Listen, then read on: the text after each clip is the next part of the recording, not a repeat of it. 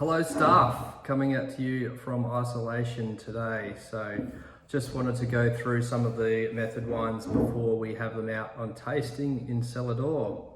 So this range was developed as a bit of an experimental range by us. So part of the history behind that is to really showcase what we can do with Cabernet and Riesling. Part of our direction with some of the wines and products that we're making going forward was really to highlight the varieties of Riesling and Cabernet being my two favourite varieties and ones that have done really well for us in the past, and our two white and red pigeon pear that we can really hang our hat on.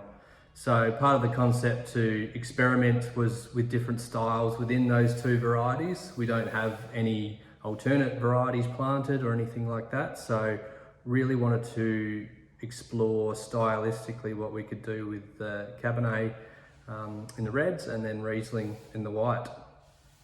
So Riesling, the method Skinny Riesling came about to experiment with Riesling, which is a very pure, crisp variety, and really play around with the texture and the mouthfeel of the wine. So Fumé Blanc was one that was in the range for a while, and that was really doing the same thing with Sauvignon Blanc, looking to build that mid-palate. So you still know that it's varietal, so you still taste the Riesling component in there, but it's adding a different layer. So what I did with this one is picked all the grapes in the vineyard by machine at night, drained off the juice, so drained off about 1,000 litres, and then shoveled the berries back into the fermenter. So actually took out all the leaves and the sticks and things like that by hand and put it back into the fermenter. So about 20% whole berries went back into the fermenter. And then fermented that on the skins for about 10 days, you know, like I would normally with Riesling. Just ferment it for about 10 days. But this one was fermented with natural yeast, so just the natural yeast that's on the berries, and that gives it another dimension of flavour as well. So the label for this one has the chemical compound on it called caphteric acid, and what that is basically a tannin that's found in white grapes. I can go into more detail, but read the tasting notes about that. So basically it's a compound that can be extracted from the berries during aging, and something you can use to measure the age of a wine chemically if you wanted to do that. So it is an interesting one, but basically it's a tannin, so it's a texture that's in the Riesling, and more of it is in this one because it's been on skins longer. So what we get is a sort of golden colour, nice lovely sort of yellow hue to it, and that comes from the skins as well. So you're getting a bit of the colour extraction from the Riesling skins are quite golden, so that's where that colour comes from. And it's really got a nice texture to it, so it's got some yeastiness and some of that texture in the mid palate, but a nice sort of earthy feel to it. So it's quite a raw wine. It's got a bit of tannin to it, but it still reminds you it's Riesling, so it's got a nice crisp finish on the end. So that's the method Skinny Riesling. So the next wine in the range is the Cab Nouveau, and this wine was really the one that started the whole method concept. So we wanted to experiment with Cabernet and experiment with what we could do with the style of Cabernet. So traditionally it's a rich wine with a lot of tannin and ages very well, but what if we turned that concept right on its head and made a wine that's made for early drinking, a lighter style, sort of like the Pinot. And the only way to do that is basically to keep the wine on skins for a lot less than we normally would. So this actually only spent 2 days on skins before I pressed it out. So I'd crushed the wine. This comes from Skinner's Vineyard. So I crushed the berries, let it sit in the fermenter for 2 days, and then drained off the juice for it. So you're picking up a little bit of colour and a little bit of flavour, but really it's just making it sort of like a rosé. It's like a heavy rosé style of wine. And Has a few challenges with Cabernet. It's generally a lot of tannin, so if you don't have that fruit in the mid palate to carry the tannin, you can have a really sort of sharp wine that isn't very enjoyable. So to get around that, I actually basically, after Malo fermentation went through, I didn't add any acid back to it, so that left the pH quite high, so higher than we would normally run with the other range, with the other Cabernets. So that adds a bit of softness and just takes away that sharpness of acid and tannin on the finish. So the method range was really inspired by a wine called Beaujolais Nouveau, and that is a very early release wine. So they picked that in January, February and release it in June. So it's a very young, fresh wine. And so this is a very similar style in Cabernet. This is probably my favorite in the range. I think it is quite unique in the industry. I haven't seen a Cabernet made this young or in this style before. So it's, I think, one that will be really interesting to see how it goes. And then the last wine in the range, this is a sort of tasting order, getting into heavier styles, is the Method Eucalypt. Oh, I should mention actually the compound on the front label is ethyl octanoate.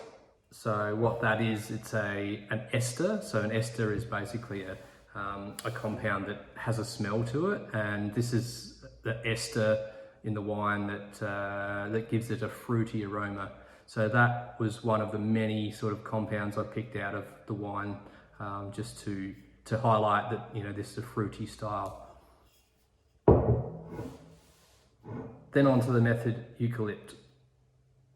So this one was picked from Dennis's vineyard, so right next to the home block, and everything was picked within 50 meters of the gum tree. There's several gum trees through that block, and generally around the gum trees, the vines struggle a little bit because the gum trees take so much nutrient and water out of the soil. So this one was picked by machine on purpose to get not only the berries, but also the stalks and any leaves and things like that might be in the canopy to actually go through into the ferment and stay in that ferment for the whole duration of fermentation. So we had a few gum leaves and bark and things like that in the canopy, just from being around those trees, and they found their way into the ferment. And by fermenting this whole bunches and whole berries in the actual same fermenter with those gum leaves, really gives you a little bit of a gum leaf character into the wine and a bit of eucalyptus. So this one was really one for me that started the whole science versus art concept. So it's been pretty well documented before, and a lot of research from AWRI about this eucalypt character in Cabernet. And it was went to a presentation by a lady from the AWRI called Dimi Capone. And that was very interesting. She found out that all of this compound came from, this smell came from this compound called 1,8-cineol. And that 1,8-cineol was basically in the gum trees and then found in the wine after that. So she did a lot of research, and there was a lot of debate about whether it was just the gum trees, the smell in the air in the hot days, or whether it was coming through the soil. And she actually did a lot of research and found out that 90% of the flavour in the wine actually came from the leaves in the ferment. So that's how this trial came about, to just pick those and isolate them and ferment them separately. And this one turned out pretty well. It was a pretty interesting wine. It's not hugely overtly eucalypt. There are some wines, especially in Coonawarra, that would have about this sort of level of eucalyptus flavour just in them naturally. Magella's one that stands out for me, that has a distinct sort of minty character. And this one is made as an early release style as well, so it's a bit more full-bodied than the Nouveau. a bit richer in flavour. The tannins are sort of a little bit sort of grainier, so it's a bit earthier style. So you're getting that real sense of terroir. And terroir is just the interaction of the vines and the soil, and it represents the site in which they're grown. And this one is a pretty good example of that. You can't get any more representative than tasting the surroundings of the gum trees in the vineyard. So the compound on this one is 1,3-cineol, and that's the one that causes that eucalypt character.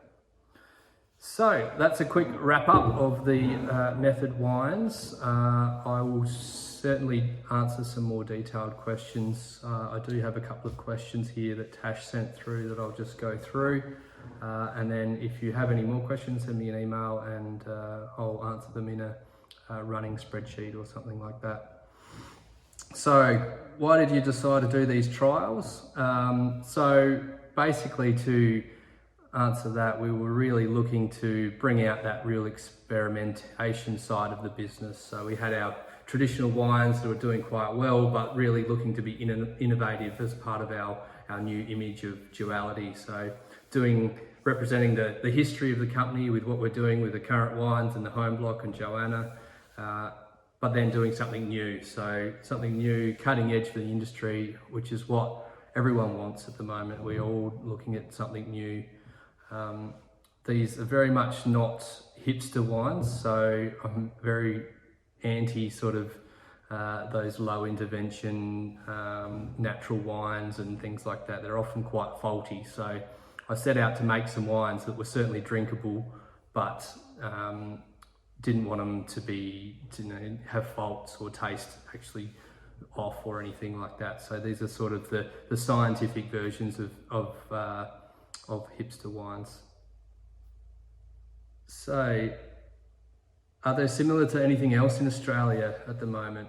I'd say probably not at the moment. I'm seeing a few wineries are certainly doing experimental wines. Some are doing experimental varieties. So locally, Penley are doing different styles as well. They're doing some sort of on skins and in egg fermenters and leaving things on whole bunches and that sort of things with some Cabernet.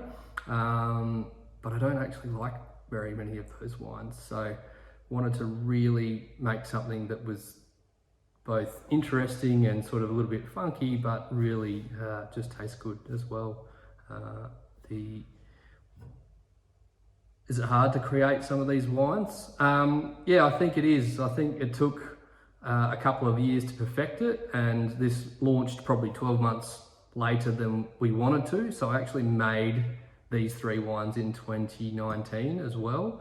And that really gave me the opportunity just to see how they turned out and whether I was on the right track and whether they were something I did want to put to bottle. And they turned out pretty well. And then I refined that style. Took the Nouveau was a little bit less time on skins. The first time was about 5 days, which was too much. So refined that to somewhere where we are today. Have any of them gone bad? So some of the early ones, yeah, some of them, that was probably for lack of my management to keep barrels topped up and things like that. But some of the earlier ones didn't work out the way I wanted, so then nothing like that would ever get put into bottle. So as far as, is this the only range that we're going to produce? I think I'd like to see the Nouveau stay in there and then experiment probably with the eucalypt and the skinny Riesling, just to see how the feedback from customers are, and if people like them, I'll keep making them, and if there's opportunity to try something different, I'll certainly be playing with them in the background. Is it something the method will be part of the ongoing range? I think I'd like to see the Nouveau certainly part of our range, and I think we'll always stay in this sort of bottle. The label might change a bit, it might not have a wax top and things like that if we did scale it up to a bigger production, but I think as the demand for it grows, then we can make that decision and see where it goes from there. But I'd like to see all of them in our in our range somewhere. So we have, we can say we do 6 different Cabernets and 3 or 4 different Rieslings would be really good. My favourite of these 3 would be the Nuvo. I think I had a bottle last night and tasted the Eucalypt the night before, and I think the method is just really good. I think it's actually better than when I first bottled it, so it's settled down a little bit. It's got 6 months in the bottle now, so it's softer than it was when I first put it in there, and it's just a really easy drinking style of Cabernet. It's very enjoyable for a lot of different food. We had it with some pork belly the other night, but certainly a lighter style, in replace of a Pinot. So any of those lighter meats or anything like that would work really well. So if you have any more questions, send me an email and I'll go through that and put together a bit of a Q&A question. But good luck tasting and serving the Method range, and I think it's one you probably pick and choose who you offer it to, and it seem like they're interested in those different styles, certainly talk about it, and then if they are interested enough, do the whole flight, and I think it works really well as a flight. So yeah, thanks, see ya.